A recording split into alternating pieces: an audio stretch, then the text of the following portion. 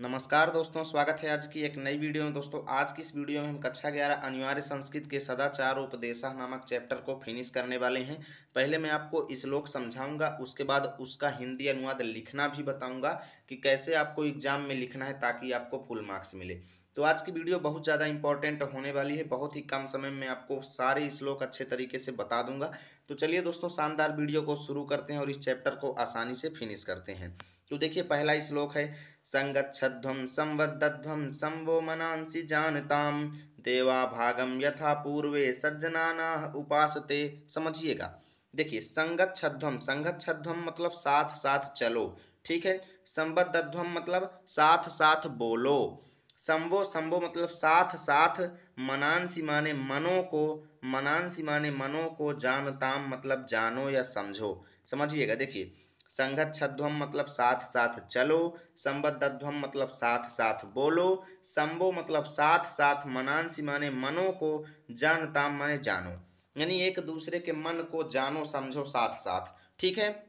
यथा माने जैसे, पूर्वे मतलब पूर्ववर्ती या प्राचीन काल के, जैसे प्राचीन काल के, देवा मतलब देवता लोग, भागम मतलब भाग्य को, संजानाह मत संजनाना मतलब देखिए संजनानाह का मतलब ये है कि अच्छे तरीके से जान करके, ठीक है ना। संजनानाह मतलब समझ करके, अच्छे तरीके से जान करके, उपासते मतलब उपासना करते थे। यानी देखिए संगच्छध्वम मतलब साथ साथ चलो, संबद्धध्वम मतलब साथ साथ बोलो, और साथ साथ एक दूसरे के मनांसि माने मन को, जानताम माने जानो, यथा माने जैसे, पूर्वे मतलब पूर्ववर्ती, देवा मतलब देवता लोग, भागम मतलब भाग्य को, संजानाना मतलब समझ करके, ठीक है, अपने अपने भाग्य को समझ करके, उपासते मतलब उपासना करते थे, वैसे ही तुम भी करो, ठीक है। अब ये तो नहीं लिखा गया कि वैसे ही तुम भी करो, लेकिन इसको आप कोष्ठक में लिखेंगे। जो चीज़ आप अपने से ऐड करेंगे उसको कोष्ठक में लिखेंगे, ठीक है ना। अब इसको लिखना कैसे है चलो बताते हैं, तो आपका डाउट क्लियर हो जाएगा। एक तरफ लिखेंगे शुरू के दो शब्द, और अंतिम में लिखेंगे अंतिम के दो तीन शब्द। आप लिख सकते हैं, एक भी शब्द लिख सकते हैं, कोई दिक्कत नहीं।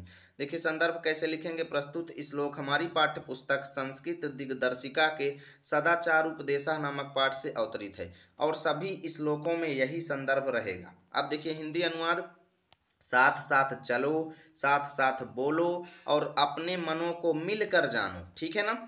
जिस प्रकार पूर्ववर्ती देवता ज्ञान पूर्वक अपने अपने भाग को जानते हुए उपासना करते थे, इतना श्लोक में दिया गया है। उसके बाद आप अपने से ऐड करेंगे, वैसे ही तुम भी ज्ञान पूर्वक अपने अपने हिस्से को प्राप्त करो, ठीक है। इतना आपको लिखना है। अगला देखिए, कुर्वन्नेवेह कर्माणि जिजीविषेते क्षितं समाह एवं त्वयि न अन्यथेतो अस्ति न कर्मं लिप्यते नरे। समझिएगा, कुर्वन्न माने करो, एह माने इस लोक में। इस लोक में कुर्वन्नेवेह का मतलब यह है कि इस लोक में, इस संसार में, कर्माणि मतलब कर्म करते हुए, कर्माणि मतलब कर्म, कुर्वन माने करते हुए, एह मतलब इस लोक में, इस संसार में कर्म करते हुए, जिजीविषेत, जिजीविषेत मतलब जीने की इच्छा करो, जिजीविषेत मतलब जीने की इच्छा करो, शतम, शतम माने 100, समाह मतलब वर्षों तक, ठीक है ना। यानी कि इस संसार में कर्म करते हुए 100 वर्षों तक जीने की इच्छा करनी चाहिए। एवं मतलब इसके या इस प्रकार, तो एवं मतलब इसके, त्वयि मतलब तुम्हारे पास, ना माने नहीं है, अन्यथे तो मतलब दूसरा, अस्ति माने है, यानी दूसरा इसके अलावा कोई तुम्हारे पास मार्ग नहीं है। एवं मतलब इसके, त्वयि माने तुम्हारे लिए, ना माने नहीं है, अन्यथे तो मतलब दूसरा रास्ता, ठीक है ना। और ना ही, कर्मम माने कर्म में, देखिए ना माने नहीं होता, कर्मम माने कर्म में, लिप्यते माने लिप्त, नरे माने मनुष्य, यानी जो मनुष्य ऐसा कर्म करता है, कर्म करते हुए जीने की इच्छा करता है, वह व्यक्ति कर्म में लिप्त नहीं होता। ना कर्मम लिप्यते नरे, अर्थात कर्म में लिप्त नहीं होता।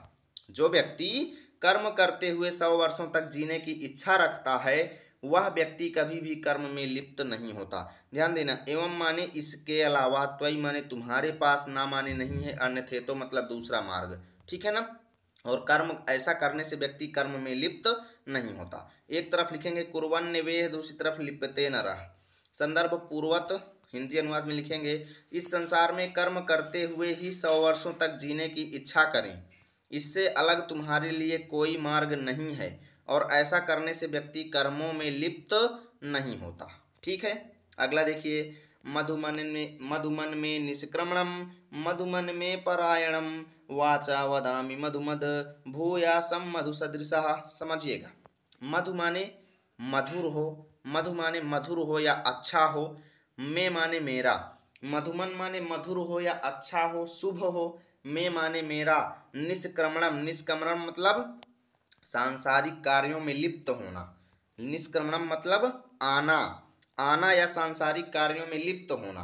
तो कहने का मतलब ये है कि मेरा आना अर्थात कोष्ठक में लिखेंगे सांसारिक कार्यों में लिप्त होना मधुमन हो, मधुमन मतलब मधुर हो, ठीक है ना। मेरा, में माने मेरा, निष्क्रमणम मतलब सांसारिक कार्यों में लिप्त होना, मधुमन माने मधुर हो, और में माने मेरा, परायणम अर्थात सांसारिक कार्यों से दूर जाना, मधुमन माने मधुर हो, ठीक है। सांसारिक कार्यों में लिप्त होना मेरा मधुर हो, और सांसारिक कार्यों से परायण होना अर्थात दूर जाना भी मेरा मधुर हो, ठीक है।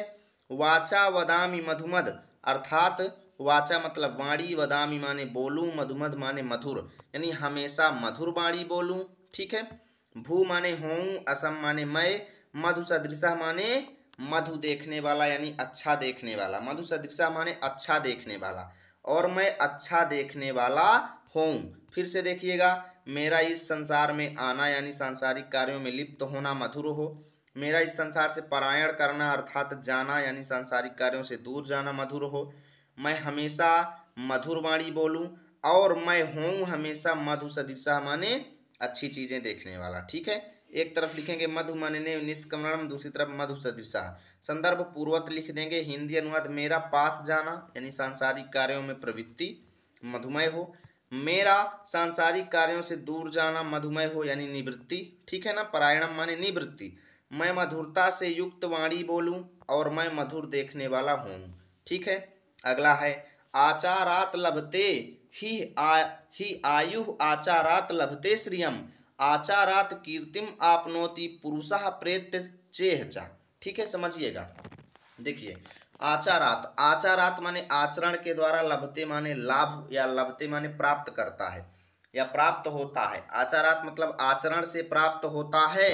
ही आयु, ही आयु मतलब दीर्घ आयु, ठीक है। ही आयु मतलब दीर्घ आयु, आचरण के द्वारा व्यक्ति को दीर्घ आयु प्राप्त होती है। और आचारात लभते श्रियम, आचारात माने आचरण के द्वारा, लभते माने प्राप्त होता है, श्रियम माने धन संपत्ति, धन वैभव या लक्ष्मी, ठीक है।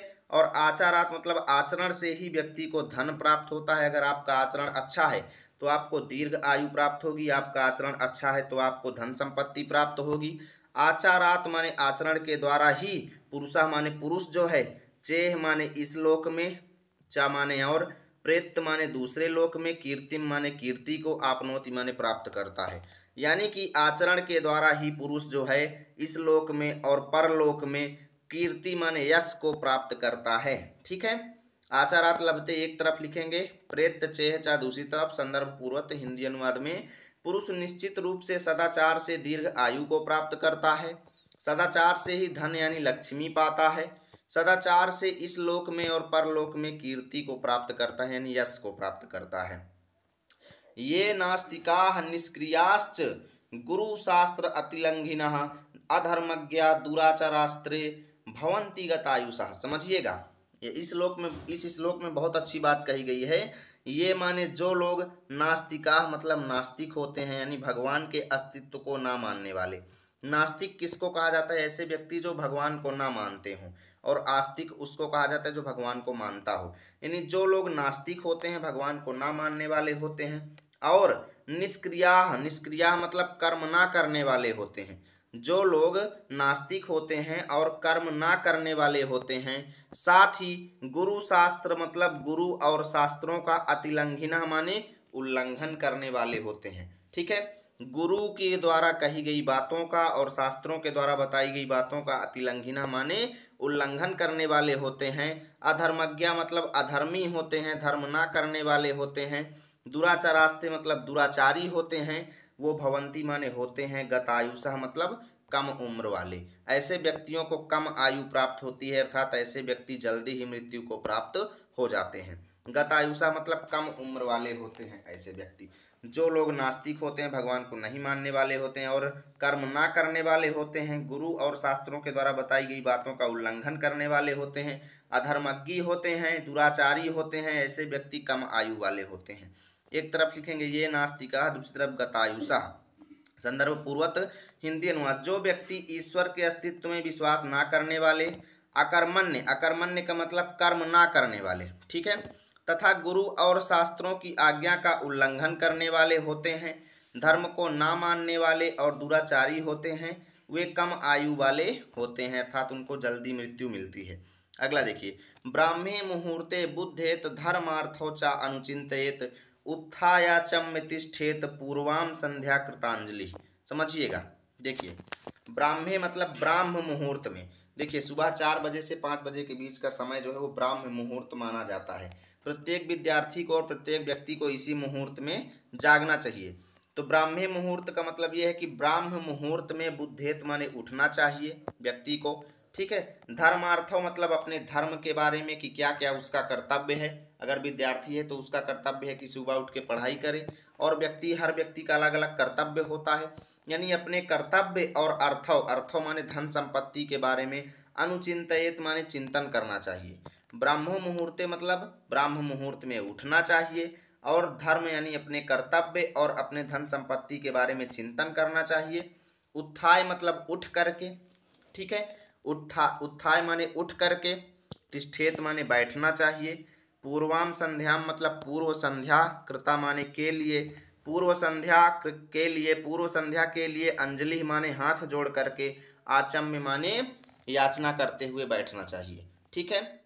उत्थाय आचम्य मतलब उठ करके, आचम्य मतलब देखिएगा आचमन करके, या आचम्य का मतलब आचमन करके, देखिएगा लिखिएगा इसको, उत्थाय मतलब उठ करके, आचमन करके, तिष्ठेत माने बैठना चाहिए, पूर्व संध्या के लिए, कृतांजलि मतलब हाथ जोड़ करके, ठीक है। एक तरफ लिखेंगे ब्राह्मे मुहूर्ते, दूसरी तरफ कृतांजलि।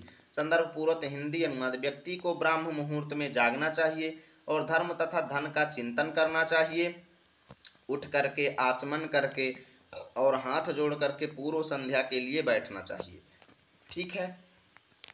अक्रोधनः सत्यवादी भूतानां विहिंसकः अनुसूयुर्जिह्नश्च शतं वर्षाणि जीवति। समझिएगा, अक्रोधना मतलब ऐसे व्यक्ति जो गुस्सा ना करने वाले होते हैं। अक्रोधना मतलब जो गुस्सा नहीं करते, ऐसे व्यक्ति जो गुस्सा ना करने वाले। सत्यवादी मतलब सत्य बोलने वाले। और भूतानाम अविहिंसिका, भूतानाम अविहिंसिका मतलब, भूतानाम विहिंसिका मतलब प्राणियों के साथ हिंसा ना करने वाले, ठीक है, प्राणियों के साथ हिंसा ना करने वाले होते हैं। अनुसूया, अनुसूया मतलब दूसरों के गुणों से ईर्ष्या ना करने वाले। अनुसूया मतलब दूसरों के गुणों में कमी ना निकालने वाले, ऐसे व्यक्ति जो दूसरों के गुणों में कमी नहीं निकालते, ठीक है। और आगे देखिएगा, दूसरों के गुणों में दोष ना निकालने वाला। और जिह्नश्च, जिह्नश्च मतलब कुटिलता से हीन। जिह्नश्च मतलब ऐसा व्यक्ति जो बुरे गुणों से हीन होता है, कुटिलता से हीन होता है, वह शतम माने 100, वर्षाणी माने वर्षों तक जीवित मतलब जीता है, ठीक है। अक्रोधना मतलब गुस्सा ना करने वाला, सदा सत्य बोलने वाला, प्राणियों के साथ हिंसा ना करने वाला, दूसरों के गुणों के प्रति ईर्ष्या ना करने वाला, और कुटिलता से रहित होता है जो, वो 100 वर्षों तक जीता है, ठीक है। एक तरफ लिखेंगे अक्रोधना, दूसरी तरफ जीवती। संदर्भ पूर्वक हिंदी अनुवाद में क्रोध ना करने वाला, सत्य बोलने वाला, जीवों की हिंसा ना करने वाला, दूसरों के गुणों में दोष ना निकालने वाला और कुटिलता से रहित व्यक्ति 100 वर्षों तक जीता है, ठीक है। अकीर्तिम विनयो हंति हंत्यनर्थम पराक्रमः हंति नित्यम क्षमा क्रोधम आचारो हंत्यम लक्षणम। समझिएगा, अकीर्तिम विनयो हंति, अकीर्तिम मतलब अपयश को, ठीक है। अपयश को, विनय माने विनम्रता, हंति माने मारती है। अपयश को विनम्रता नष्ट करता है, और हंति माने नष्ट करता है। अनर्थम पराक्रमः, अनर्थम माने बुरे गुणों को, पराक्रम मतलब पराक्रम जो है, हंति माने मार देता है, ठीक है। अनर्थम माने बुरे कर्मों को पराक्रम मार देता है। और विनय जो होता है, अकीर्ति माने अपयश को नष्ट कर देता है। और हंति नित्यम क्षमा क्रोधम, और क्षमा जो होती है, नित्यम माने प्रतिदिन, हंति माने मारती है, क्रोधम माने गुस्से को। क्षमा की भावना जो है वो गुस्से को नष्ट कर देती है। और आचारो हंति अलक्षणम, आचारो मतलब आचरण जो होता है, हंति माने मारता है, अलक्षणम, अलक्षणम मतलब बुरे आचरणों को, आचरण जो है वो बुरे आचरणों को नष्ट कर देता है। अलक्षणम है, लक्षणम नहीं है, हंति अलक्षणम, ठीक है, बुरे आचरणों को आचरण नष्ट कर देता है। एक तरफ लिखेंगे अकीर्ति विनयो, दूसरी तरफ हंत्य अलक्षणम। संदर्भ पूर्वक हिंदी अनुवाद में विनय सदा अपयश को नष्ट करती है, पराक्रम अनर्थ को नष्ट करता है, क्षमा क्रोध को नष्ट करती है, और सदाचार बुरे लक्षणों को नष्ट करता है, ठीक है।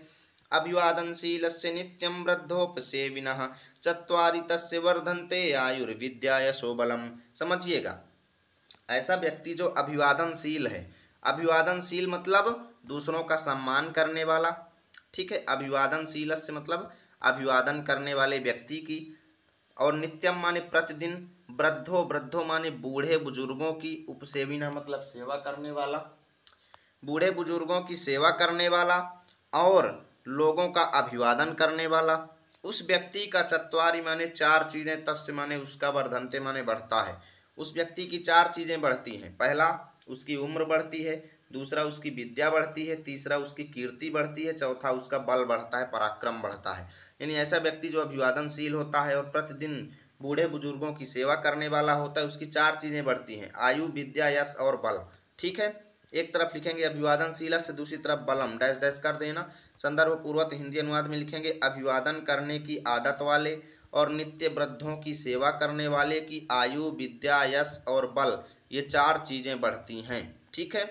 अगला देखिए, वृत्तम यत्नेन संरक्षेद वित्तम आयाति याति चा अच्छीणो वित्ततः क्षीणो वृत्तः तु हतो हतः। समझिएगा, वृत्तम, वृत्तम माने चरित्र, वृत्तम माने चरित्र या आचरण, ठीक है। वृत्तम माने चरित्र की, यत्नेन माने यत्न पूर्वक, संरक्षेद माने रक्षा करनी चाहिए, अपने चरित्र की, अपने इज्जत की यत्न पूर्वक रक्षा करनी चाहिए, क्योंकि वित्तम माने धन तो आयाति माने आता है और याति चा माने चला जाता है। भाई धन तो आता है और चला जाता है। देखो बहुत अच्छी बात कही गई है, वृत्तम माने अपने चरित्र की यत्न पूर्वक रक्षा करनी चाहिए, क्योंकि धन तो आता है और चला जाता है, आयाति माने आता है और याति चा माने चला जाता है, ठीक है। और आगे लिखा गया है अच्छीणो, अच्छीणो माने बिना हीन है, या कह लो कोई फर्क नहीं पड़ता, वित्तता माने धन से, छीणो मतलब हीन व्यक्ति, यानी ऐसा व्यक्ति जो वित्तता माने धन से, छीणो मतलब छीण है, वह व्यक्ति जिसके पास धन नहीं है वो अच्छीण नहीं है।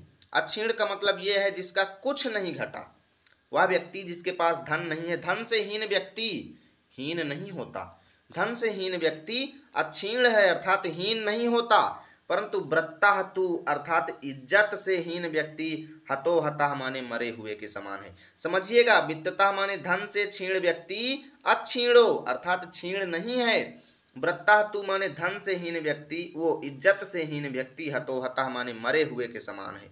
एक तरफ लिखेंगे वृत्तम यत्नेन, दूसरी तरफ हतो हतः। संदर्भ पूर्वक हिंदी अनुवाद, चरित्र की यत्न पूर्वक रक्षा करनी चाहिए, धन तो आता है और चला जाता है, ठीक है।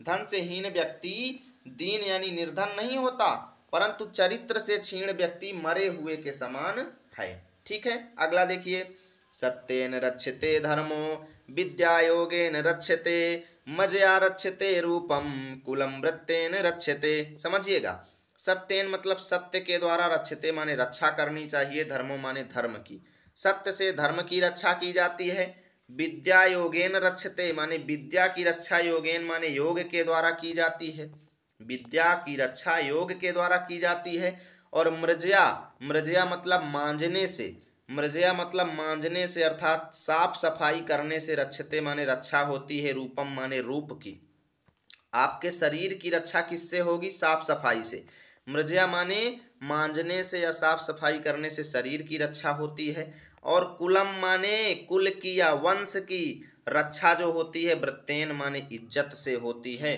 कुल की रक्षा इज्जत से होती है, ठीक है। एक तरफ लिखेंगे सत्येन रक्षते, दूसरी तरफ वृत्तेन रक्षते। देखिए संदर्भ पूर्वक हिंदी अनुवाद, सत्य से धर्म की रक्षा की जाती है, योग से विद्या की रक्षा की जाती है, स्वच्छता से रूप की रक्षा की जाती है, और चरित्र से कुल की रक्षा की जाती है, ठीक है। श्रूयताम धर्म सर्वस्वम श्रुत्वा च अपि अवधार्यताम आत्मनः प्रतिकूलानि परेशान समाचरेत। देखिएगा, समझिएगा, श्रूयताम मतलब सुनो, धर्म सर्वस्वम मतलब धर्म का सार, अर्थात धर्म के सार को सुनो, अपने कर्तव्य के अर्थ को सुनो, अपने कर्तव्य के सार को सुनो, ठीक है। और श्रुत्वा माने सुन करके, चा माने और, श्रुत्वा माने सुन करके, चा माने और, अपि माने भी, अवधारिताम मतलब धारण भी करो, और अपने धर्म के सार को सुन करके अपने ऊपर उसको धारण भी करो, ठीक है। आत्मना मतलब स्वयं को, प्रतिकूलानि मतलब प्रतिकूल लगने वाले या स्वयं को खराब लगने वाले बातें जो हैं, स्वयं को खराब लगने वाला आचरित मतलब आचरण जो है, स्वयं को खराब लगने वाला आचरण जो है, परेशान मतलब दूसरों के साथ ना माने नहीं, आचरित मतलब करो, यानी जो आचरण आपको खराब लगता है वो दूसरे के साथ बिल्कुल भी मत करो। जैसे किसी ने आपको गाली दिया तो आपको बड़ा खराब लगता है, तो प्लीज आप दूसरे को भी गाली ना दें, यानी ऐसी बातें जो स्वयं को प्रतिकूल लगती हैं वो आचरण दूसरों के साथ भी बिल्कुल भी ना करें, ठीक है। श्रूयताम धर्म सर्वस्वम समाचरित, दूसरी तरफ हिंदी अनुवाद, धर्म का सार सुनो और सुनकर धारण भी करो, स्वयं को अनुचित लगने वाले व्यवहार दूसरों के साथ मत करो। तो यहाँ से हमने आपके चैप्टर को फिनिश कर दिया। उम्मीद करता हूँ वीडियो आपको बहुत ज़्यादा अच्छी लगी होगी। प्लीज़ वीडियो को लाइक करना, दोस्तों के पास शेयर करना। इसका पीडीएफ चाहिए तो आपको टेलीग्राम में जाना है, लर्न विथ आरपी लिखना है, मेरा चैनल आएगा, वहाँ पे इसकी पीडीएफ आपको मिल जाएगी। मिलेंगे आप सभी के साथ अगली वीडियो में, तब तक के लिए जय हिंद जय भारत।